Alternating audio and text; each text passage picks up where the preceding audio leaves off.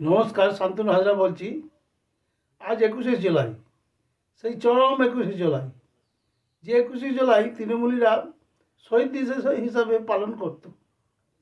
তা গেলবারে গেল গেল দিনে মানে গতকাল বিধানসভায় মুখ্যমন্ত্রী যে বক্তব্য পেশ করেছে, তাতে আর ওটা শহীদ দিবস থাকলো না, ওটা হয়ে গেল সেটিং দিবস।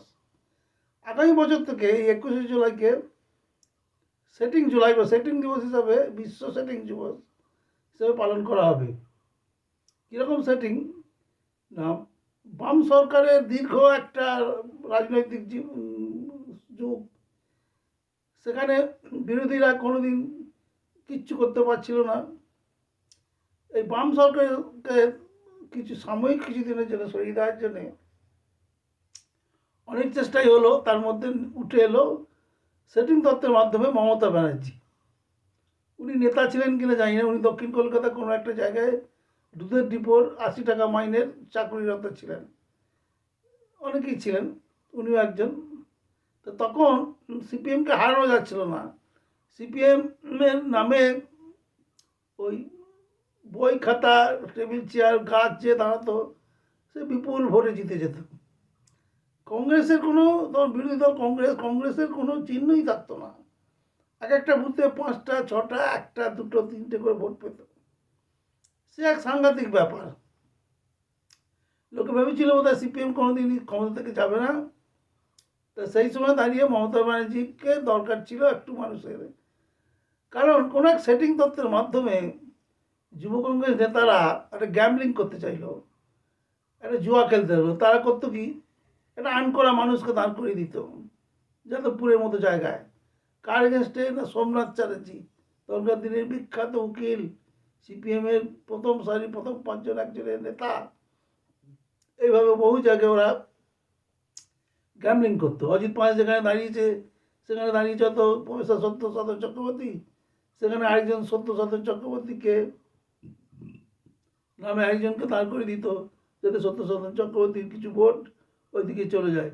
এইভাবে কংগ্রেস চেষ্টা করতো যে বাম সরকারের থেকে কিছু সিট অন্তত সরিয়ে নেওয়ার। এইভাবেই যাদবপুরে একটা সেটিংয়ের মাধ্যমে মমতা ব্যানার্জিকে, ডক্টর মমতা ব্যানার্জি, ইয়াং মেয়ে, এইভাবে প্রডিউস করে দেয় কেউ বা কারা। তা সেই শুরু, সেই ভগবান সহায় হয়েছিল মমতা ব্যানার্জি। পরে অবশ্যই ডক্টরেট ডিগ্রি ফিগ্রি ভুয়ো প্রমাণিত হয়েছিল। মমতা ব্যানার্জি জিতে যায়। রাজীব গান্ধীর মৃত্যুর পরে তার যে শোক, সেই শোকের আবহে ভোট হয়েছিল 1984 সালে। সেই ভোটে মমতা ব্যানার্জি জিতে যায়। এবং জিতে যে কী করবে, সেই প্রতিভা, সেই বাম সরকারের সেই থিঙ্ক ট্যাঙ্ক, তার এগেনস্টে লড়ার মতো ক্ষমতা তো তার ছিল না। সেই জন্যে তাকে অনেক কিছুর আশ্রয় নিতে হয়েছে।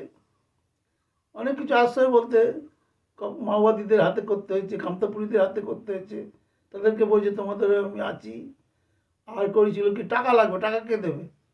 তখন অন্যায় অধর্মভাবে এই চিটফান্ডও টাকা তুলছিল, তাদেরকে একত্রিত করে তাদের টাকা এনজয় করেছিল।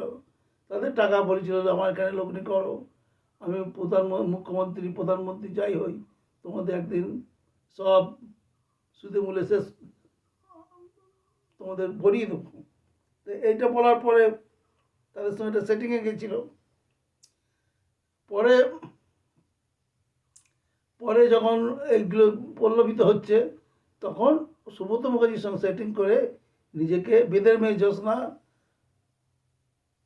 বলে নিজেকে পরিচয় দিল। বেদের মেয়ে জ্যোৎস্না, সুব্রত মুখার্জি বলেন বেদের মেয়ে জ্যোৎস্না। এইভাবে কতগুলো ফালতু জিনিসের মধ্যে উনি জনপ্রিয় হয়ে উঠলেন।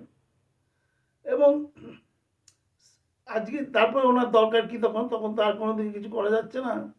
বাম সরকারের একটা জমি নীতি, একটা শিক্ষা ফিক্ষা, একটা দুধ দুধ দুধ বলতে অস্ট্রেলিয়ান কাউ এর দুধ, তার বীজ নিয়ে আসা হয়েছিল, মাটির গভীর থেকে জল তোলা হয়েছিল, এগুলো সব বামফ্রন্ট করেছিল। মানুষ সেখানে বুঁদ হয়েছিল আর বলেছিল জনগণতান্ত্রিক বিপ্লব। মানুষ হয়তো ভেবেছিল যে এই বিপ্লবটা হলে বোধ হয় সবাই বড়লোক হয়ে যাবে। তো সেখানে দাঁড়িয়ে মমতা ব্যানার্জি সেটিং করেছিল তখনকার দিনের কংগ্রেসের যে প্রেসিডেন্ট সীতারাম কেশরী, তার সঙ্গে সেটিংয়ের মাধ্যমে নিজেকে রিবেল অর্থাৎ বিদ্রোহী ঘোষণা করে বেরিয়ে এসেছিল, দিয়ে একটা নতুন দল করেছিল অল ইন্ডিয়া তৃণমূল কংগ্রেস। এই অল ইন্ডিয়া তৃণমূল কংগ্রেস আজও আছে, এবারেই ভেঙে চলছিল, এবার 3-4 দল হয়ে গেল। তো অল ইন্ডিয়া তৃণমূল কংগ্রেস এবার ক্ষমতায় আসার জন্য ভোটে লড়তে লাগলো, বিভিন্ন রকমভাবে সেটিং করলো, কখনো রাজীব কুমারকে দিয়ে সেটিং করালো, কখনো কামতাপুরীদের সঙ্গে সেটিং করলো। এবার সেটিং করতে করতে খোদ বিজেপিকে পেয়ে গেল, এই বিজেপির সঙ্গে একটা সেটিংয়ে চলে গেল যে 50-50, তোমরা তপন সিকদারকে বেশি এগোতে দিও না, আমি 1 বছর পরে জায়গা ছেড়ে দেবো, তখন তপন সিকদার আসবে। তপন সিকদার ছিল তখন একমাত্র বিজেপির পশ্চিমবঙ্গের নেতা। উনি বোঝাতে, রাজনাথ সিং আদবানিকে বোঝাতে সক্ষম হলেন যে পশ্চিমবঙ্গে বামফ্রন্টকে সরাতে গেলে তপন সিনহার কাজ নয়, আমার কাজ, কারণ আমি অলরেডি অনেকটা এগিয়ে গেছি। আর এই তপন সিনহা যদি এখন তপন সিকদার যদি এখন ওই টেলিকম নিয়ে বাজারে চলে আসে, মানুষ কিছুটা বিভ্রান্ত হবে এবং আমার থেকে চলে যাবে, ক্ষমতার কেন্দ্রবিন্দু হয়ে যাবে তপন সিকদার। তাহলে ওকে এখন অফ করে দিন, আমাকে যদি চালাতে দিন, তারপরে ওকে আমি জায়গা ছেড়ে দেবো। এইভাবে সেটিং করলেন রাজনাথ সিং বা ওই অ্যাডবানির সঙ্গে। এই সেটিংয়ে বেদের মেয়ে জ্যোৎস্না সেটিং করে নিলেন। এখনও সেই তারাই যারা পদ হারিয়েছে, যারা রাজত্ব হারিয়েছে, সেই সিপিএমের লোকেরা এখনও সেটিং করে ওনাকে বিরক্ত করেন। তা গতকাল আরেক সেটিংয়ের তথ্য পাওয়া গেল যে মমতা ব্যানার্জি ক্ষমতা আসতে গেলে তো ফালতু আসা যায় না, উনি লেনিন স্টালিন জ্যোতি বসু নন, উনি কী করবেন, ওনার দরকার লাশ। তাই 21শে জুলাইয়ে ডাক দিলেন। 21শে জুলাই ডাক দিয়ে লাশ কোথায় পাওয়া যাবে? মনীশ গুপ্তর সঙ্গে একটা, তখনকার যে বামফ্রন্টের স্বরাষ্ট্র সচিব ছিলেন মনীশ গুপ্ত, তার সঙ্গে একটা সেটিংয়ে আসলেন যে লাশ আমার, গুলি তোমার। এবার এখন বলছে কেউ যে রাইটার্স ঘেরাওয়ের নাম করে যুব কংগ্রেস সেদিনকে হিংসার আশ্রয় নিয়েছিল, কিন্তু কোথায় রাইটার্স আর কোথায় মেয়র রোড? গুলি চালিয়ে দিল পুলিশ, 13 জন মরে গেল। এই 13 জনের মৃতদেহ নিয়ে দিদি শুরু করলেন তার সেকেন্ড ইনিংস। বামফ্রন্ট এইখানে অনেকটা মার খেয়ে গেল, অনেক জনবিচ্ছিন্ন হয়ে গেল। কিন্তু গতকাল বর্তমান মুখ্যমন্ত্রী যা বলে দিয়েছেন যে এই সেটিংয়ের মাধ্যমে এই নিরীহ মানুষগুলো মরে গেল, আর এই সেই তখনকার দিনে বামফ্রন্টের যে স্বরাষ্ট্র সচিব সেই মনীশ গুপ্তা, উনি অপেক্ষা করলেন কবে মমতা মুখ্যমন্ত্রী হবেন, এবং এইভাবে ভাঙতে ভাঙতে বামফ্রন্টকে যখন শেষ করে দিলেন এবং মমতা মুখ্যমন্ত্রী হয়েই গেল, তখন উনি মনীশ গুপ্তকে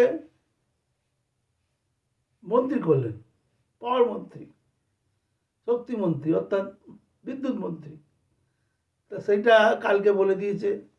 তা আগামী বছর থেকে এই 21 জুলাইকে বলা হবে যে সেটিং দিবস। আগামী সেটিং দিবসে আহ্বান জানাই যে সবাই আসবেন, এই সেটিং নিয়ে আর কি ডেভেলপমেন্ট হয়েছে সেসব তখন আলোচনার জায়গায় থাকবে।